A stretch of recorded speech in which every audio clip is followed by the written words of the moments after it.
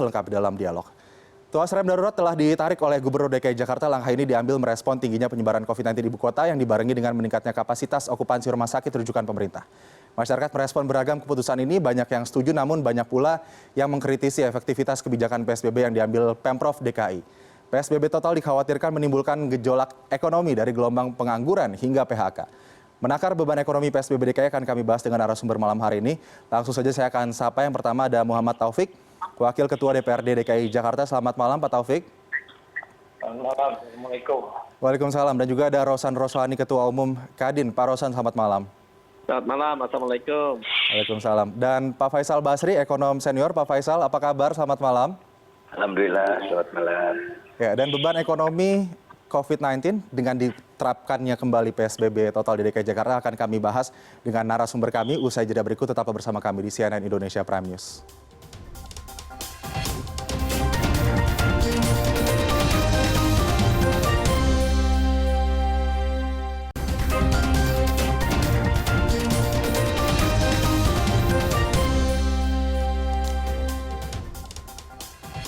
Anda kembali di Prime News. Pemberlakuan kembali PSBB menuai beragam respon dari para pedagang kecil. Mereka berharap tetap bisa membuka usaha saat pelaksanaan PSBB jilid kedua. Seperti diketahui, usaha mikro, kecil, dan menengah menjadi kelompok usaha yang terkena dampak cukup parah selama pandemi COVID-19. Ahmadi tak bisa menutupi keresahan. Usaha warteg miliknya yang mulai ramai saat pemberlakuan PSBB transisi kini harus bersiap dengan skenario terburuk. Ia harus siap jika usaha yang telah dirintisnya selama 2 tahun terakhir ini kembali sepi saat Pemprov DKI Jakarta kembali memberlakukan penerapan sosial berskala besar atau PSBB total. Yang pertama itu dampak yang paling berasa itu istilahnya kayak kekeluargaan kita. Yang pertama-tama istilahnya kita ada karyawan sekitar 8 orang. Nah itu setelah ada dampak PSBB itu langsung saya kurangi 4 orang. Nah itu jadi udah kehilangan kayak keluarga saya. Berat. Ibaratnya berat sekali lah gitu. Tak main-main, saat PSBB jilid 1 omset usaha Ahmadi terjun bebas hingga 60% dan masih harus tetap menggaji 4 karyawan. Tak ada pilihan bagi Ahmadi. Kini ia harus berkompromi dengan kebijakan pemerintah dan berharap tetap bisa membuka usaha. Senada dengan Ahmadi, Mamu, pedagang soto Betawi di kawasan Blok S ini juga mengalami penurunan omset hingga 80%. Meski begitu, usahanya yang berada di bawah binaan Dinas Perindustrian, Perdagangan, Koperasi dan UKM atau PPK UKM DKI Jakarta ini masih mendapatkan pembebasan retribusi selama pemberlakuan PSBB. 80%. Makanya tadi saya bilang terjun bebas. Alhamdulillah ada ini sih pembebasan retribusi juga selama 3 bulan. Untuk kalaupun besok diberlakukan, ya adalah juga begitu harapannya untuk ada stimulus keringanan, pembebasan sih bukan keringanan ya, pembebasan retribusi ya berapa bulan ke depan lah. Dalam kondisi normal, usaha soto Betawi milik Mamuk mampu menghasilkan omset sekitar Rp800.000 per hari. Selama pemberlakuan PSBB, ia pun hanya mampu mengantongi Rp100 hingga Rp200.000 saja. Harapannya kepada pemerintah pun tak muluk-muluk. Selama PSBB jilid 2 diberlakukan, ia tetap bisa berjualan dengan pemberlakuan protokol kesehatan yang ketat. Usaha mikro menjadi sektor yang paling terpukul selama pandemi COVID-19. Kementerian Koperasi dan UKM bahkan mencatat di awal masa pandemi lebih dari 185.000 UMKM terkena dampak pandemi COVID-19. Saat ini pun pemerintah Provinsi DKI Jakarta tengah mengusulkan 200.000 UMKM di DKI untuk mendapat bantuan langsung tunai kepada pemerintah pusat. Tim Liputan CNN Indonesia. Ya, kita akan mulai dialog kita terkait menakar beban ekonomi PSBB DKI. Sudah ada Bapak Taufik, Wakil Ketua DPRD DKI Jakarta, kemudian ada Pak Rosan Roslani, Ketua Umum Kadin, dan juga ada Pak Faisal Basri, Ekonom Senior. Saya ke Pak Taufik terlebih dahulu. Pak Taufik, sebetulnya pada masa PSBB transisi sebelum diberlakukannya kembali PSBB total ini, apa saja catatan dari DPRD DKI? Ya, pertama saya kira bahwa catatan kami adalah soal pengawasan ya. Pengawasan terhadap berlakunya protokol kesehatan. Karena itu ketika ingin diberlakukan PBB tanggal 14 yang akan datang, Wakil Gubernur atas perintah Pak Gubernur untuk bertemu dengan kami DPRD. Kami bertemu membahas apa yang akan dilakukan pada hari Senin besok gitu. Dan dengan berbagai pertimbangan, yang pertama adalah saya kira Pak Gubernur melaksanakan apa yang diamanatkan Presiden ketika 7 September. 7 September pada rapat kabinet bahwa yang utama adalah kesehatan. Kalau kesehatan yang membaik, maka ekonomi akan membaik. Memang kita prihatin bahwa DPRD sendiri prihatin ya, termasuk Jakarta sendiri prihatin situasi itu. Karena Jakarta itu drop kurang lebih 40% ya. Misalkan APBD kita di 2020 ada 87,9 triliun. Tapi kemarin kayaknya itu sisa 47 triliun. Artinya 40 triliun lebih kita drop. Dan ini kita pahami sebagai sesuatu yang insya Allah ke depan saya kira kalau kesehatannya kita bereskan, maka secara bertahap ekonomi di Jakarta juga akan membaik. Nah kemarin kita putuskan, kita sepakati bersama bahwa ya saya kira karena tingkat penyebaran, ya, penularan yang begitu tinggi di Jakarta, samping soal tempat rawat inap itu juga terbatas ya, semakin hari semakin sedikit, sisa 20% kemarin didiskusikan ya. Kemudian juga tempat makam sampai dengan akhir September itu harus ada penambahan. Saya kira karena itu dengan PSBB tanggal 14 yang akan datang kita sepakati untuk lebih ketat. Yang pertama soal kontrolnya. Kontrolnya harus lebih ketat, pengawasannya harus lebih ketat. Libatkan seluruh stakeholder masyarakat, misalkan RT, RW, organisasi kemasyarakatan, organisasi politik, libatkan untuk melakukan pengawasan bersama-sama dengan aparat tentunya. Karena memang soal pengawasan ini harus menjadi perhatian kita. Saya kira itu yang kemarin kita diskusikan. Oke, kemudian ini membawa beban ekonomi yang cukup berat bagi para pengusaha, terutama pengusaha kecil tadi sempat dikatakan di paket sebelumnya. Kemudian untuk mengakomodir beban tersebut, apa yang akan dilakukan oleh Pemprov DKI Jakarta untuk meminimalisir efek dari PSBB ketat yang akan dilakukan sehingga kemudian mungkin bisa jadi arahnya ke adanya pengangguran yang bertambah atau mungkin korban PHK yang juga bertambah begitu, Pak Taufik? Iya, saya kira ini kan pilihannya pahit ya. Pilihannya pahit. Mau ngomongin ekonomi dulu atau kesehatan dulu. Nah, DKI ambil keputusan kita kesehatan dulu, baru kemudian nanti ikutannya ekonomi. Tetapi namun demikian, kan PSBB tanggal 14 itu tidak PSBB total. Kenapa? Karena masih ada boleh yang melakukan aktivitas. Misalkan ada yang 50%, ada yang 25%. Kemudian para pedagang makanan misalkan boleh take away gitu ya, memang tidak boleh makan di tempat gitu. Saya kira masih ada ruang sebetulnya untuk ekonomi berjalan. Saya kira itu. Oke, jadi PSBB ketat ya, terminologinya bukan PSBB total seperti awal yang diberlakukan PSBB di DKI begitu ya Pak Taufik.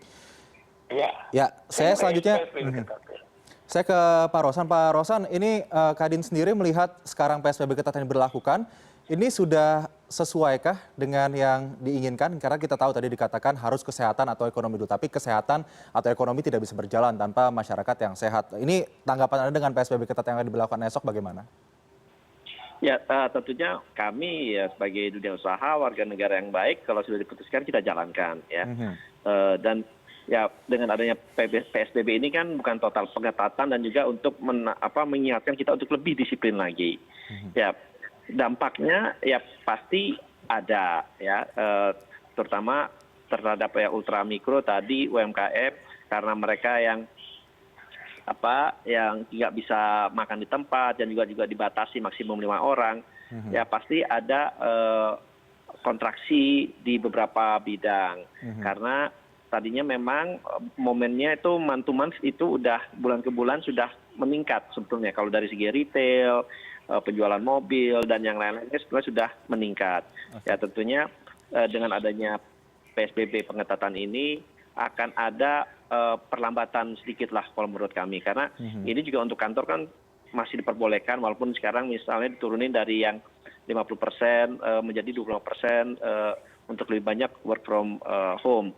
Dan kita pun selama ini juga sudah terbiasa sekali menjalankan work from home, kita bekerja dengan kapasitas 50%, sekarang misalnya diturunkan 20%. Jadi itu bukan suatu masalah juga untuk kami, karena kita sudah terbiasa, karena kita juga tahu bahwa kesehatan adalah hal yang utama yang kita harus prioritaskan dalam rangka kita bisa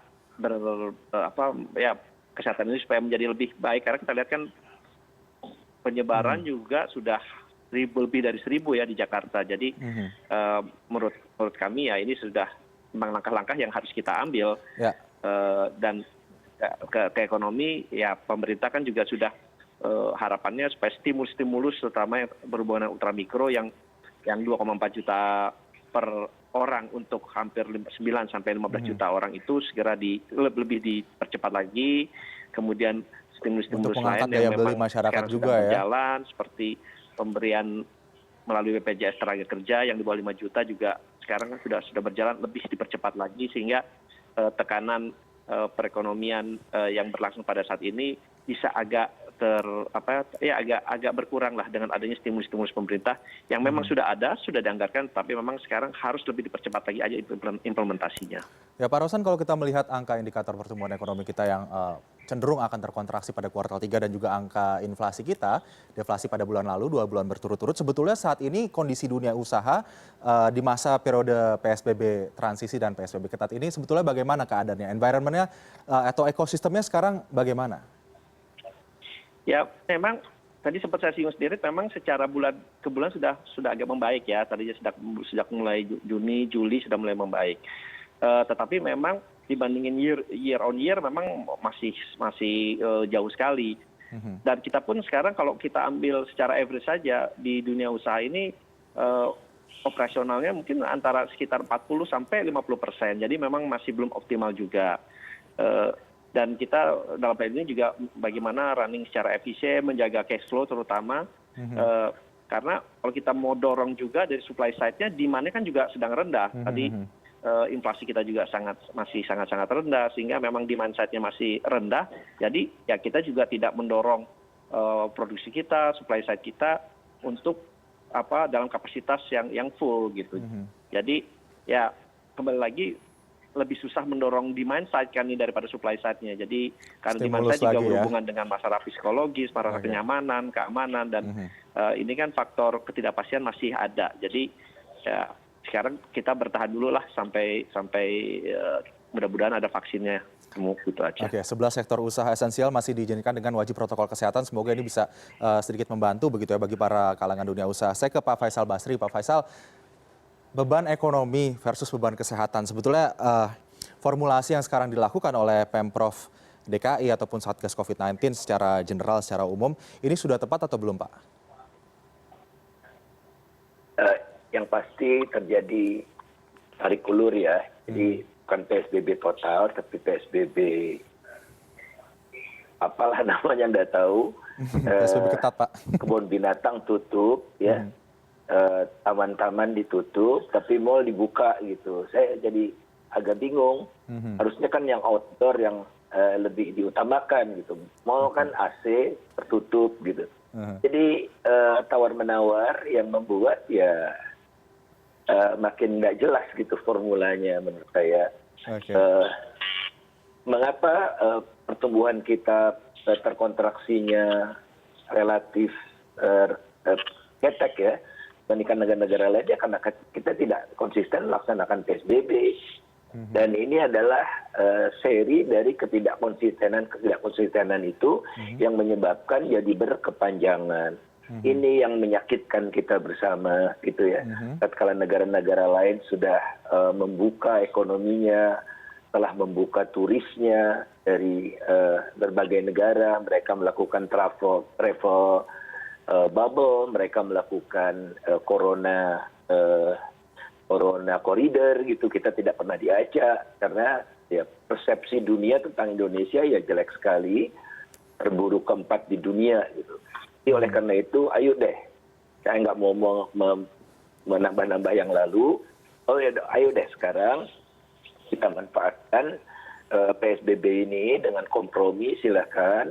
Namun itu tadi pada saat UMKM tidak boleh jualan di lokasi, hanya boleh take away, maka turunkan pada masa itu yang Pak Rosan katakan itu, ya dana buat UMKM yang 2 juta itu, BLT untuk UMKM, BLT untuk rakyat miskin, sejalan gitu, sehingga deritanya berkurang. Derita tapi kita kurangi. Kemudian ya DKI lebih mampu menurut saya melakukan testing. Jadi kalau PSBB terus kita diam, tidak melakukan testing, tidak melakukan kontak tracing, ya tidak ada gunanya. Nah, tracing dan kontak tracing itulah yang membuat kita memacu diri lebih cepat bergerak daripada virusnya. Nah, syukur DKI Jakarta 3-4 kali lipat dan sudah dijanjikan oleh Pak Gubernur untuk kontak tracingnya juga akan dipercepat. Nah, persoalannya Jakarta kan tidak ada batas pagar gitu ya dengan Depok, Bekasi, Bogor dan sebagainya itu. Harus ada koordinasi dengan remote area di sekitarnya, Pak. Mengefektifkan Jakarta dengan greater Jakartanya. Oke. Jadi Jakarta sudah capek-capek begini, sudah melakukan hal seperti ini, tapi flow manusianya tidak. Kan kita harus ingat, sebagian besar pekerja di Jakarta atau cukup banyak, 3 juta kalau nggak salah pekerja dari Jakarta kan berasal dari daerah-daerah lain gitu. Baik. Pak Faisal, nanti saya juga seperti itu. tahu. Jadi ya. kita ingin betul-betul totalitas sehingga ini yang terakhir gitu. Oke. Pak Faisal, nanti saya juga ingin tahu sebetulnya efek dari tadi yang Bapak katakan tarik ulur dan juga inkonsistensi PSBB kita sehingga mungkin pertumbuhan ekonomi kita minusnya tidak terlalu parah dibandingkan dengan negara-negara lain. Sebetulnya kedepannya bahayanya bagaimana? Mungkin akan kita bahas usai jeda. CNN Indonesia Prime News segera kembali.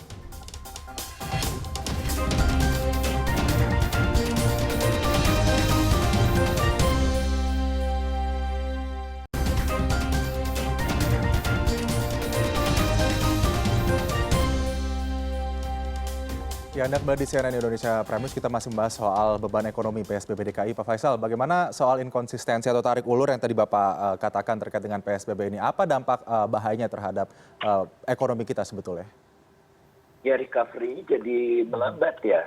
Okay. Jadi mudah-mudahan kita harusnya bisa recover triwulan keempat. Ya, jadi tanda tanya lagi. Dan itu ongkosnya besar sekali, nanti anggaran diperlebar lagi defisitnya, utang tambah banyak, dan ongkosnya semakin sangat mahal dan mencapai satu titik di mana kita tidak sanggup lagi gitu. Sementara rakyat sudah tidak bisa di rumah saja, nanti terjadi ya ini perlawanan dari rakyat ya seperti di berbagai negara, di Jerman, Prancis, mereka demo, mereka bilang no more, capek deh kita gitu, udahlah serahkan pada Tuhan. Nah jangan sampai fatigue itu terjadi di masyarakat, kelelahan mental itu terjadi di masyarakat. Oleh karena itu taruhannya, oke, mau 2 minggu rasanya tidak cukup ya. Saya kira 3 minggu, 3 minggu itu konsisten dilaksanakan, aturan ditegakkan, yang paling menderita dibantu gitu. Konsisten, termasuk kantor-kantor pemerintah juga. Kan kantor pemerintah juga sumber dari penyebaran, klaster baru gitu. Jadi kita lihat di sini nanti para menteri minta pengecualian gitu. Pabrik ini boleh dibuka, pabrik ini boleh dibuka. Akhirnya kalau ada dibuka pengecualian, semua orang akan mengarah ke pengecualian. Jadi yang kita butuhkan sekali lagi konsistensi. Oke, agar tidak ada tawar-menawar terkait dengan penanggulangan dan COVID-19. pikirkan bagaimana terhadap Greater Jakarta ini. Oke. Jadi akhirnya digembosi nanti itu sama di sekeliling Jakarta gitu ya.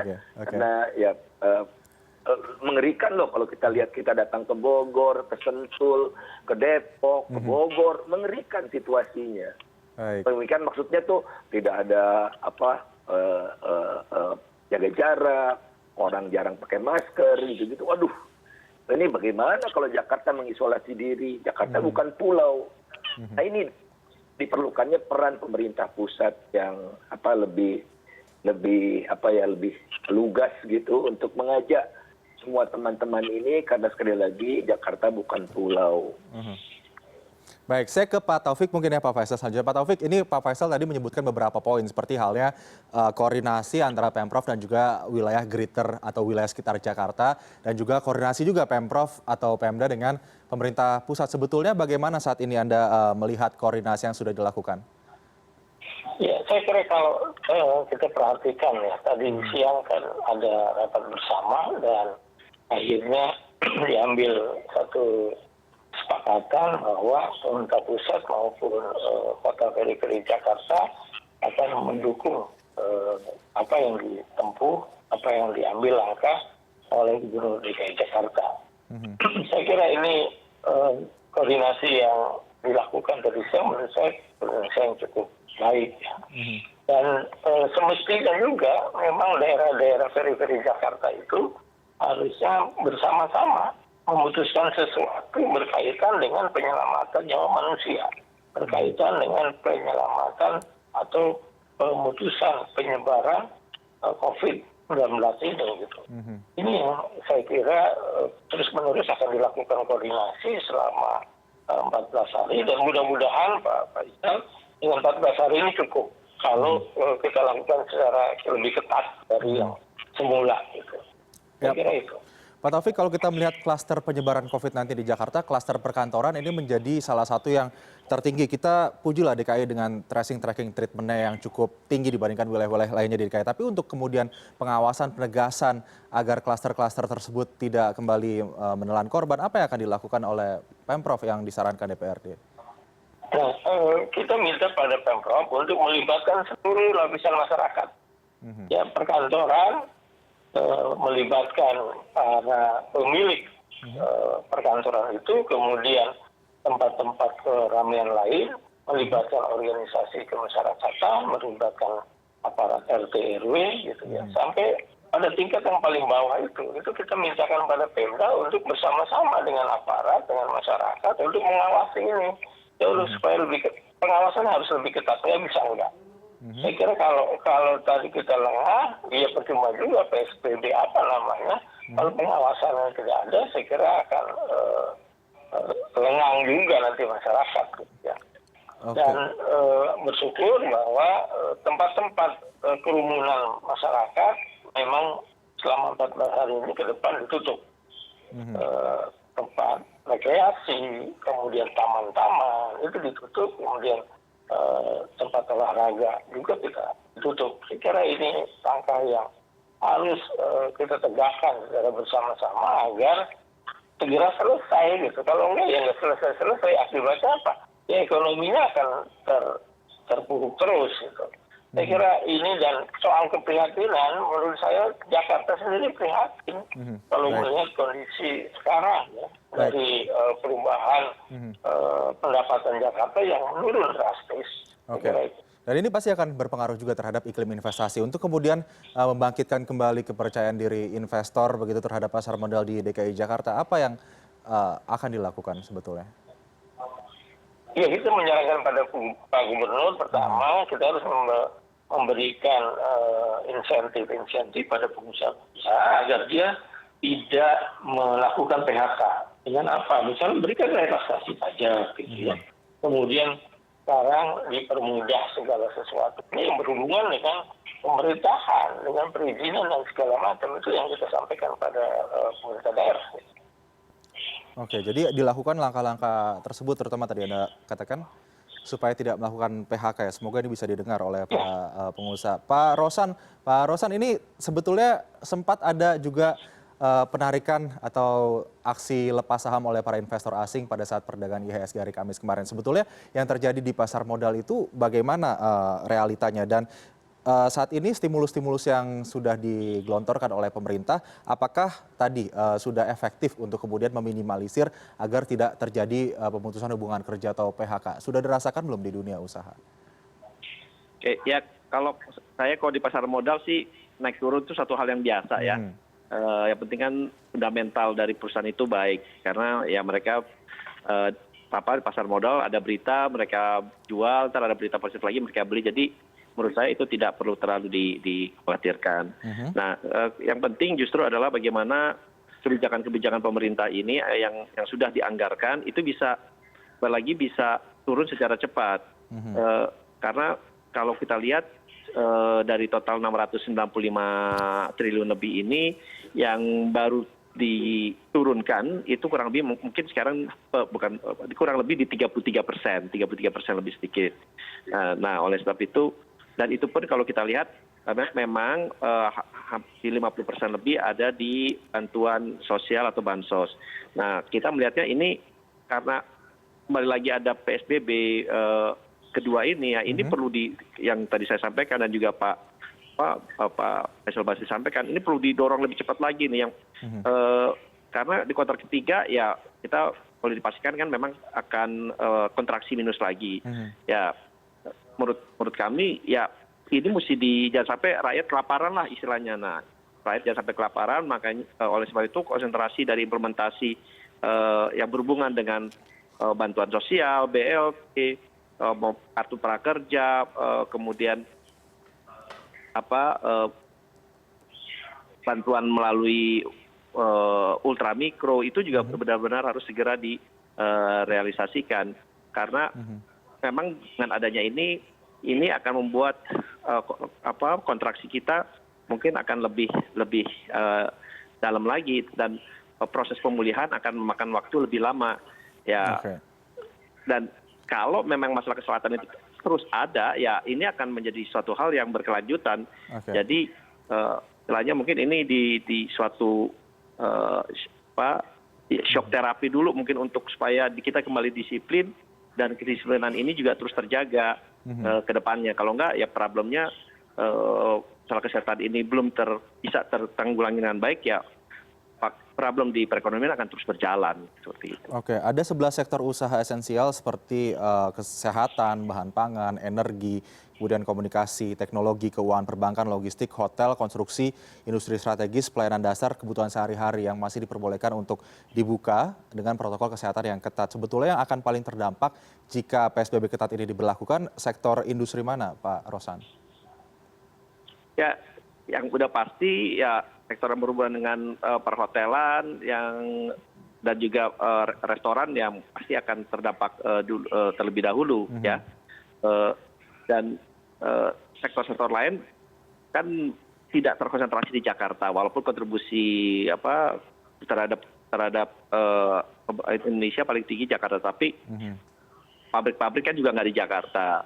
Nah, oleh sebab itu kalau kami melihatnya ya ini di berjalan selama 2 minggu, kemudian ya kita lihat lagi sebaiknya seperti apa, karena saya meyakinilah pemerintah pusat dan pemerintah daerah kan pasti sudah melakukan assessment secara komprehensif ke depannya apa yang harus lakukan. Tetapi kalau saya sih ya menyuarakan itu implementasi dari anggaran itu yang sudah ada dalam stimulus harus lebih cepat deh, itu aja saya melihatnya gitu.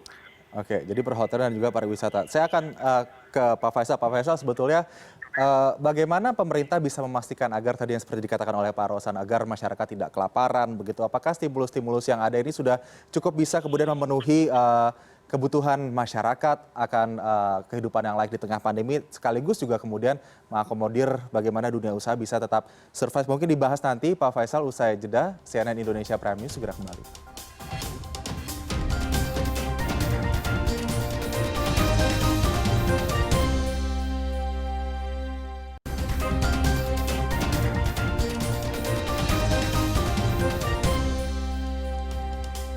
Ya, kembali di CNN Indonesia Prime News, saya langsung ke Pak Faisal Basri. Pak Faisal, tadi dikatakan stimulus ataupun hal-hal bantuan langsung yang diberikan oleh pemerintah. Sebetulnya melihat DKI Jakarta sendiri sebagai pusat pertumbuhan ekonomi, ini sudah cukup atau belum untuk menjamin ketersediaan let's say pangan begitu untuk masyarakat pada saat PSBB ketat diberlakukan?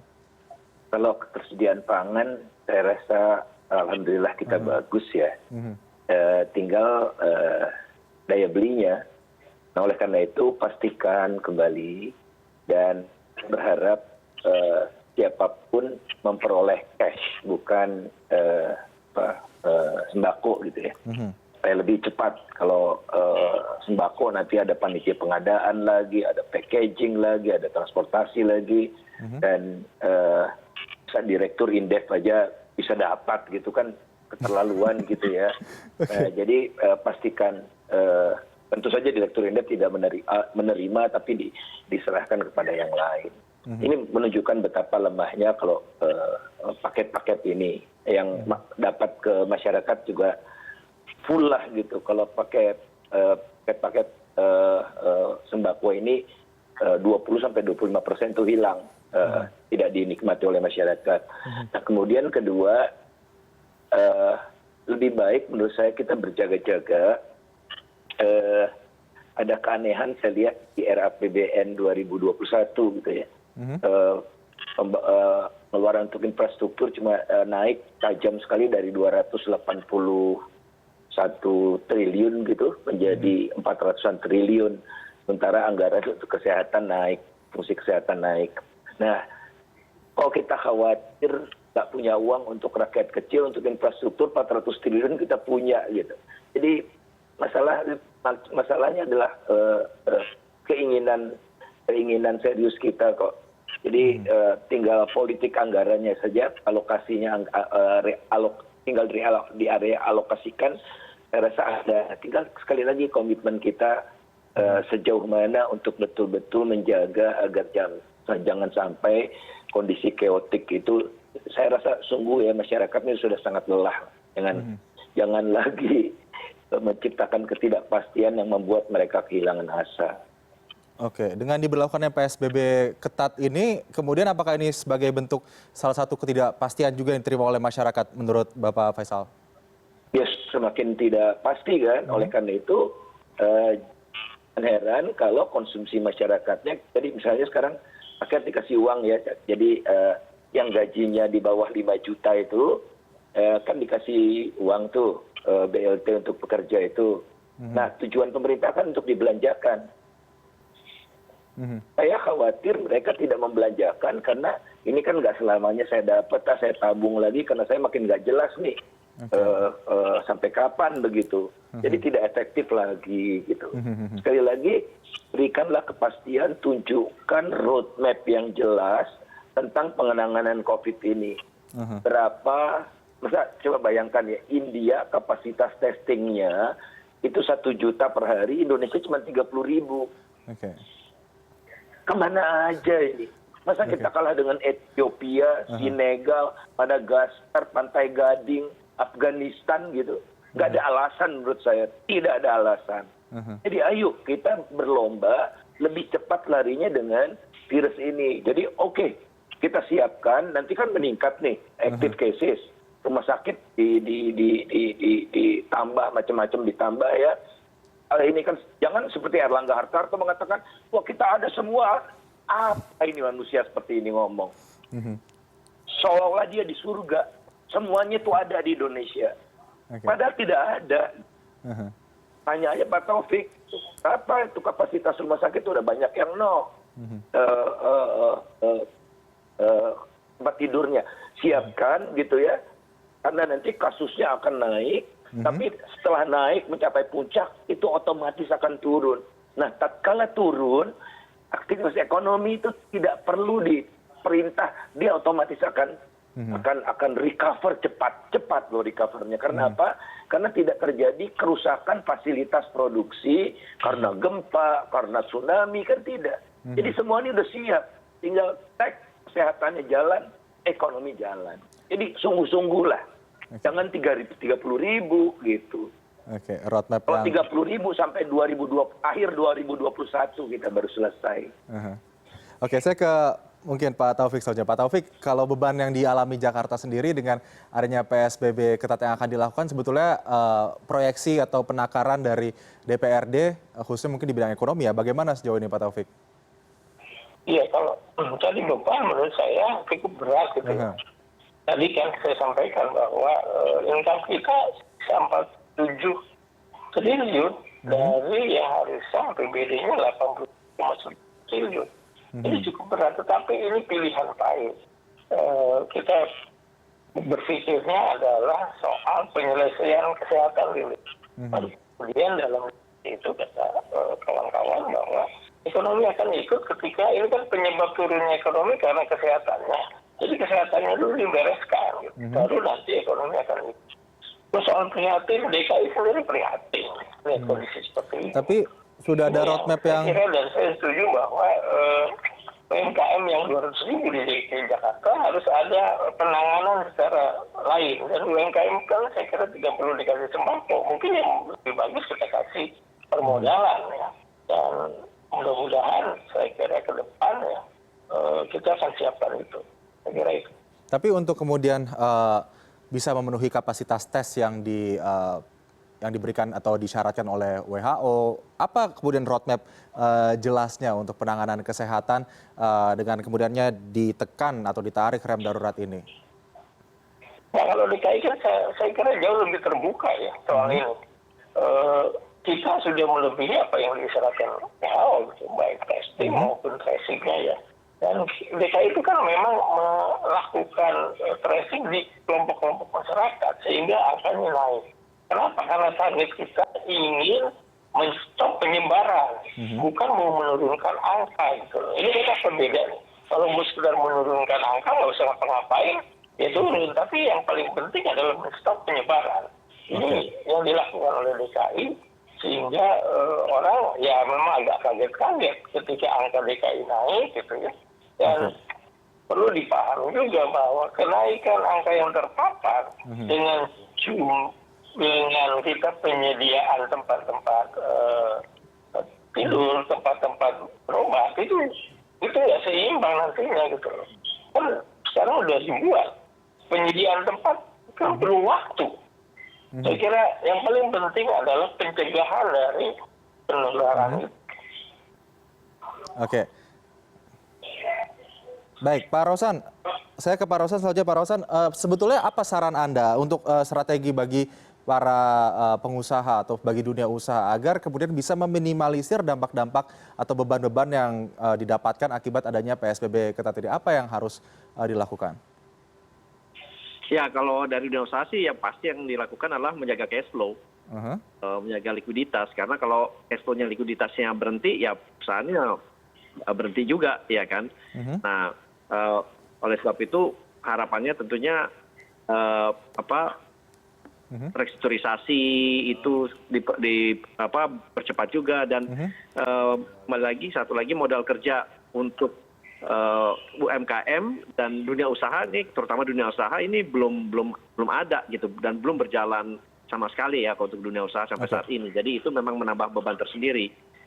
Tapi yang ingin saya sampaikan juga adalah ya testing ini yang kita harus sangat-sangat kejar gitu. Kita per 1 juta kita baru di 8.300 sampai 8.400, jauh tertinggal dengan negara-negara ASEAN lainnya pun kita jauh-jauh sangat jauh tertinggal. Jadi ya ini kan musuh yang tidak terlihat. Kalau kita mau tahu musuhnya di mana ya harus melakukan testing sehingga kebijakannya, policy-nya menjadi lebih tepat sasaran. Mungkin itu yang bisa saya sampaikan. Terima kasih. Baik, Pak Rosan, ini PSBB ketat akan diberlakukan esok hari ya. Kita akan lihat bagaimana kemudian masyarakat DKI Jakarta dan juga daerah sekitar bisa menerapkan protokol kesehatan dengan cukup ketat pula sehingga active case di wilayah DKI bisa ditekan, penyebaran COVID-19 juga bisa dikontrol hingga kita bisa nanti kemudian kembali berbicara soal bagaimana menumbuhkan perekonomian kita. Baik, Bapak-Bapak, terima kasih. Bapak M. Taufik, Wakil Ketua DPR DKI Jakarta, kemudian Bapak Rosan Roslani, Ketua Umum Kadin, dan juga Pak Faisal Basri, Ekonom Senior. Terima kasih sudah bergabung bersama CNN Indonesia Prime News malam hari ini. Selamat malam, Bapak-Bapak. Malam. Pemprov Jawa Barat siap membantu DKI Jakarta yang saat ini kewalahan menghadapi gelombang pandemi COVID-19. Seperti apa kolaborasinya? CNN Indonesia Prime News segera kembali bersama Rifana Pratigi.